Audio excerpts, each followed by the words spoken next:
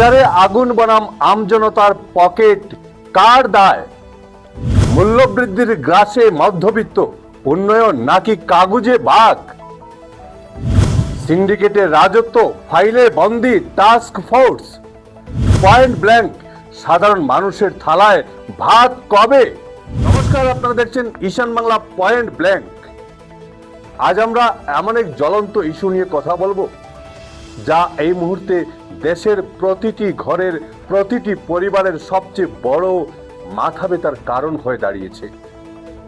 মধ্যবিত্ত এবং নিম্নবিত্তের পিঠ আজ দেওয়ালে ঠেকে গেছে।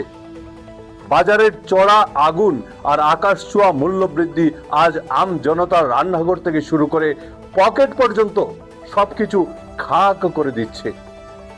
উৎসবের মরশুম হোক আর সাধারণ দিন, নিত্য প্রয়োজনীয় জিনিসপত্রের দাম যেভাবে রকেট গতিতে ছুটছে, তাতে সাধারণ মানুষের বেঁচে থাকাটাই এখন সবচেয়ে বড় বিলাসে পরিণত হয়েছে। সবচেয়ে আশ্চর্যের বিষয় হলো, যখনই মূল্যবৃদ্ধি নিয়ে প্রশ্ন তোলা হয় তখনই আন্তর্জাতিক বাজারের দোহাই দেওয়া হয়, যুদ্ধের অজুহাত দেওয়া হয় কিংবা প্রকৃতির খামখেয়ালিপনাকে দায়ী করে হাত ধুয়ে ফেলার চেষ্টা চলে।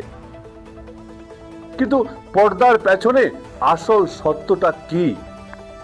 যখন পাইকারি বাজারে বা কৃষকের ক্ষেতে ফসলের দাম মিলছে না, তখন খুচরো বাজারে এসে সেই একই আলু, পেঁয়াজ বা ডাল কেন সাধারণ মানুষের নাগালের বাইরে চলে যাচ্ছে? জবাব একটাই, চোরাবাজারি, মজুতদারি আর সিন্ডিকেটের অবাধ বাড়বাড়ন্ত।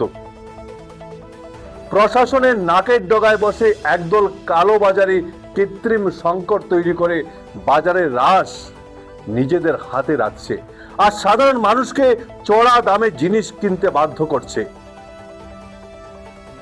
বাজার নিয়ন্ত্রণে সরকারের যে টাস্ক ফোর্স বা নজরদারি টিম থাকার কথা, তারা আসলে ফাইলে বন্দি।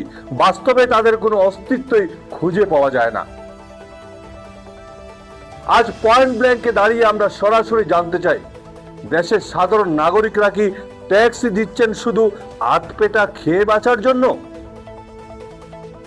যখন কোটিপতিদের কর্পোরেট ট্যাক্স মকুবের জন্য সরকারের কলমের কালি এক সেকেন্ডে শুকিয়ে যায়, তখন আম জনতার থালায় দুমুঠো সস্তা ভাতের ব্যবস্থা করতে সরকারের এত নীতি আর নিয়মের বেড়াজাল কেন?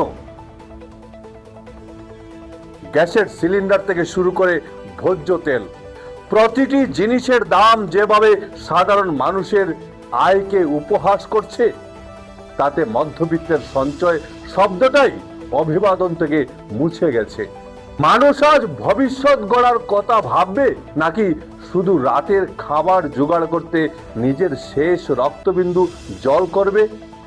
উন্নয়নের যত বড় বড় খতিয়ানি দেওয়া হোক না কেন, দেশের একটা বড় অংশ যদি খিদের জ্বালায় আর সংসারের খরচের টান পড়ে প্রতি রাতে ঘুমোতে না পারে, তবে সেই উন্নয়ন শুধু একটা কাগুজে বাঘ।